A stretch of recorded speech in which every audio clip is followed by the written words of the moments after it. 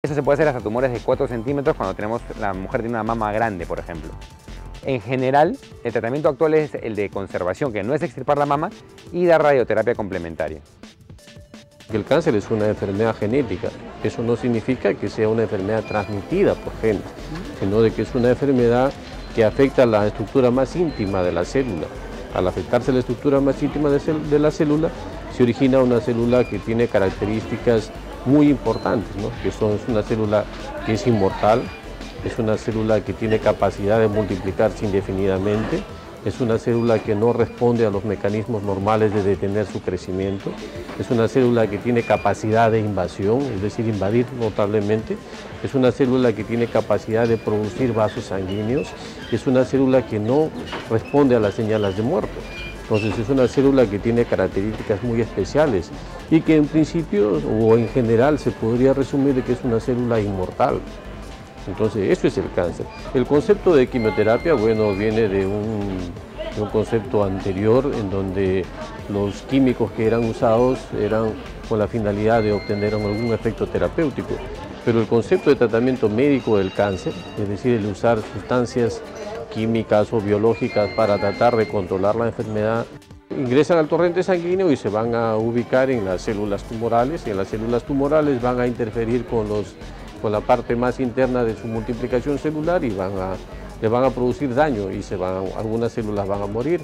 Otras células como los anticuerpos monoclonales, por ejemplo, van a atacar la expresión de algunas proteínas en su superficie celular y las van a destruir. Eso es una forma general, ¿no? O van a impedir, por ejemplo, que se produzcan vasos sanguíneos para que el tumor no se nutra, o van a interferir con los mecanismos internos de señales de la célula y van a hacer de que esta célula pues, muera.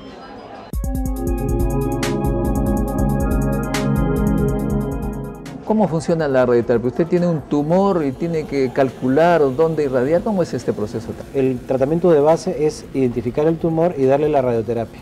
¿Cómo se le da la radioterapia? Es un tratamiento que, al igual que una radiografía o una tomografía, no se percibe por el ser humano.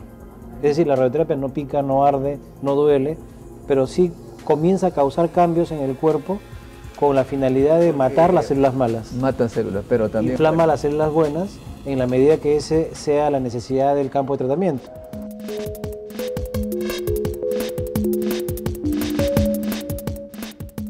Bueno, estamos nosotros dentro de un búnker, es una habitación especial en la cual a espaldas mías tenemos un acelerador lineal, que es una de las formas de tratar cáncer. El cáncer se maneja en forma multidisciplinaria, es decir, vamos a usar la cirugía, que todos la conocen, la quimioterapia, que es el uso de medicamentos, ya sea por vía oral, por vía endovenosa, etc., y la radiación. Una vez que uno detecta la zona donde está el tumor, ya sea como tratamiento, como modalidad única, puede usar la radiación, o después de una cirugía o antes de una cirugía, vamos a ubicar nuestro blanco, nuestra zona en riesgo, y ahí se va a focalizar el haz de radiación, y esto se hace en forma diaria. Un tratamiento de radiación habitualmente toma entre 25 a 30 sesiones, en las cuales todos los días el paciente recibe una determinada dosis de radiación, y esto va a hacer, en primer lugar, detener el crecimiento tumoral. En segundo lugar, comienza a destruir las células tumorales. Lo que buscamos es destruirlas por completo, es decir, eliminar el tumor por completo. A diferencia de las células normales, las células enfermas tienen menos capacidad de reparación y de regeneración. Entonces, como fraccionamos el tratamiento diariamente, ese periodo de reposo sirve para que el tejido sano se recupere. Nosotros todos los días renovamos nuestros tejidos. O sea, no es el mismo tejido del nacimiento como cuando hemos crecido. Cuando uno identifica un tumor cancerígeno, este es atacado en un campo que se llama la física médica. Conversamos con el señor profesor Nabor Figueroa, máster en física médica. ¿Cómo ustedes atacan un tumor una vez ya esté definido?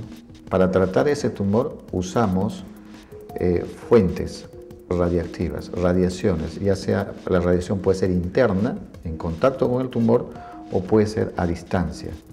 Y para llegar a ese objetivo también nos valemos de la computadora para hacer la planificación del tratamiento. O sea que ustedes en la computadora simulan un cuerpo humano, simulan el tumor y con un programa que supongo hay fórmulas de física dentro, calculan cuánto hay que irradiar y en qué manera. Exactamente.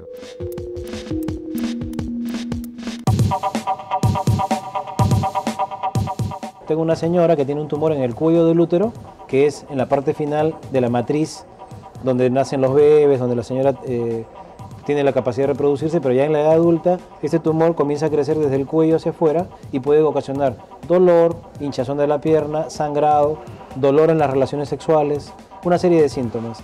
Cuando sucede esto, ya está diagnosticado el problema del cáncer de cuello uterino, el tratamiento de base es identificar el tumor y darle la radioterapia. La célula mala es la que finalmente recibe el efecto de la radiación cada día durante más o menos 5 semanas y ese tumor va perdiendo células, va muriendo células y se va achicando. Llegado un momento, aplicamos otra técnica de radioterapia que es la braquiterapia. Braquiterapia es colocar fuentes radioactivas con agujas, con semillas, con alambres, según sea el caso, y de esa manera le damos una dosis ya de refuerzo, es como la estocada del torero, la parte final para matar el tumor, sin que afecte la vejiga o el recto. Ahora, las técnicas de radioterapia han evolucionado muchísimo. Cuando el cáncer ya es avanzado, es bastante doloroso. Es sumamente doloroso y nosotros tenemos el tratamiento con el Samario 153 que nos va a permitir dar una analgesia al paciente por espacio de hasta 4 meses. ¿En qué estado vienen los pacientes al hospital? Desde los primeros estadios hasta estadios avanzados, y eso se va a ver en los distintos tipos de patrones gamagráficos que vamos a ver. Pero ¿cómo tendría que ser un paciente, una persona normal? Tendría que hacerse un scan de los diversos tipos de cáncer que puede tener. Habitualmente ya son pacientes que vienen referidos de los consultorios de oncología, de urología, que ya son pacientes que se les ha diagnosticado el cáncer, y lo que se quiere ver es si esa lesión se ha extendido a los huesos.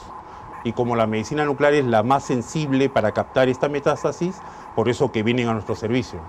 ¿Y sabe usted que esto es bastante mortal para las personas en el Perú? ¿Qué porcentaje de peruanos que vienen al hospital ya están, digamos, terminales? Digamos que puede ser hasta un 20 a 30%. Y eso es bastante. Eso es bastante. ¿Hay técnicas para diagnosticar en forma más temprana el cáncer?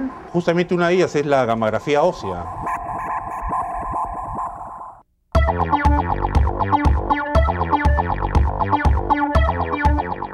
Ahora sabemos que el 40% de los casos de cáncer es prevenible.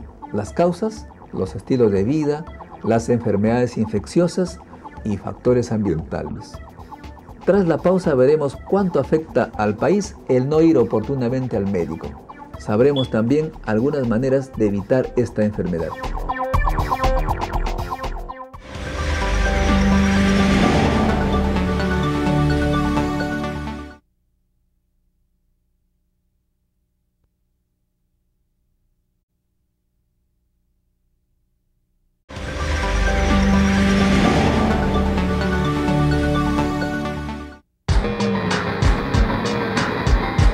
Cuando ya tenemos enfermedad y sobre todo si es enfermedad avanzada, como es lo que vemos día a día en Perú, vemos mucho cáncer avanzado, cosa que en otras latitudes ya no se ve.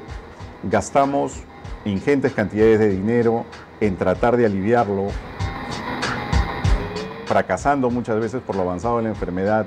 La persona que muchas veces es atacada durante su etapa reproductiva o su etapa económicamente activa, deja de trabajar. El cáncer ataca no solamente a la persona, si por ejemplo el enfermo es el padre, es el cabeza de la familia, la economía de ese hogar se va a ver mermada, se va a ver frustrada porque no puede trabajar o porque el papá fallece o la mamá fallece.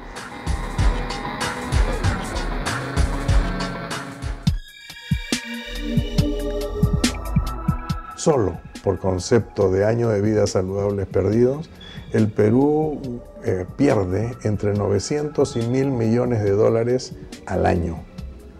Entre 900 y 1.000 millones de dólares al año.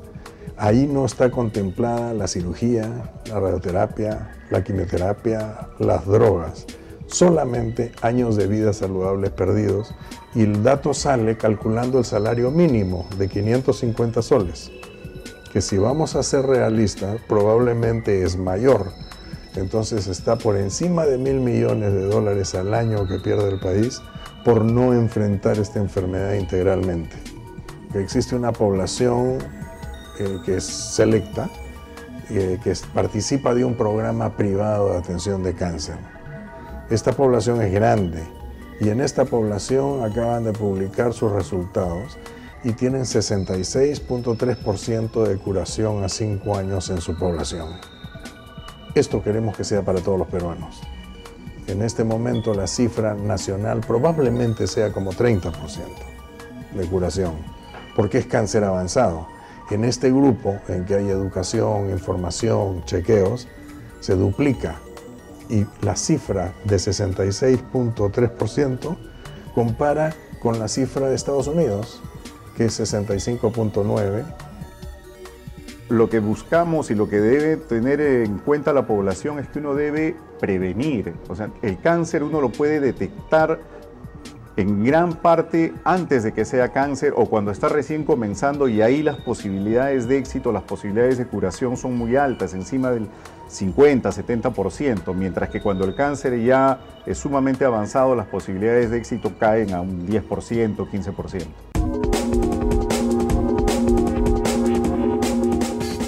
En el Perú tenemos como 18 máquinas de radioterapia y necesitamos no menos de 80 según estándares internacionales, y si queremos estar a nivel de los países desarrollados necesitaríamos 120.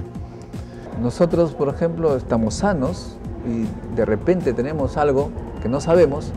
¿Cómo tenemos que ir? Decirle al médico, oiga, analíceme si tengo cáncer en cualquier lado, o debo más o menos ubicar dónde está el mayor riesgo. El tema es que uno tiene que ir al médico cuando está sano, y para facilitar esto nosotros estamos haciendo una red de lo que llamamos preventorios. Al consultorio yo voy a consultar porque me duele algo. Al preventorio yo voy y le digo, señor o doctor, mire, aquí estoy porque he venido, no me molesta, no me pica nada. Y entonces empezará el interrogatorio sobre estilos de vida.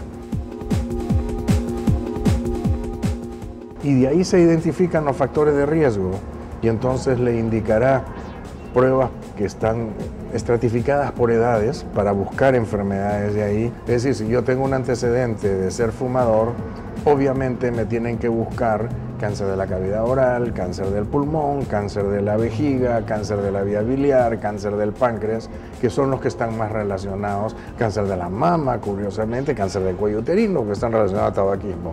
Si lo que yo tengo es un sobrepeso, una obesidad, tengo que buscar cáncer de colon, tengo que buscar cáncer de hígado, tengo que buscar cáncer de mama, tengo que buscar cáncer de próstata, que son cánceres que están relacionados muchas veces a las hormonas.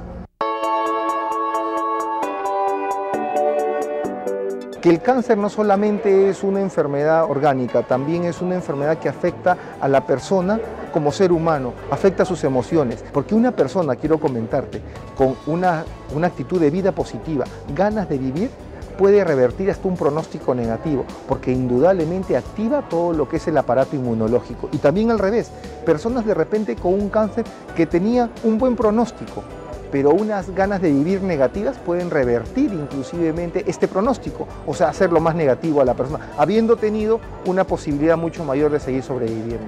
Para que ustedes comprendan la importancia y el impacto de la salud mental en los pacientes con cáncer.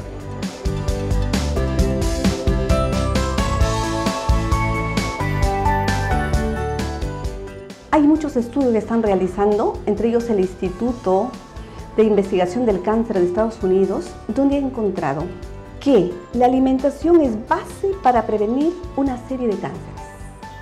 Para eso recomiendan ingerir 7 frutas diferentes y 7 verduras diferentes durante el día.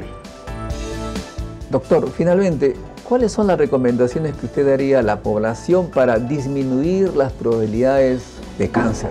En primer lugar, lo que podríamos reportarle a ustedes es no, y así un no rotundo, no al tabaco. En segundo lugar, mejorar los estilos de vida.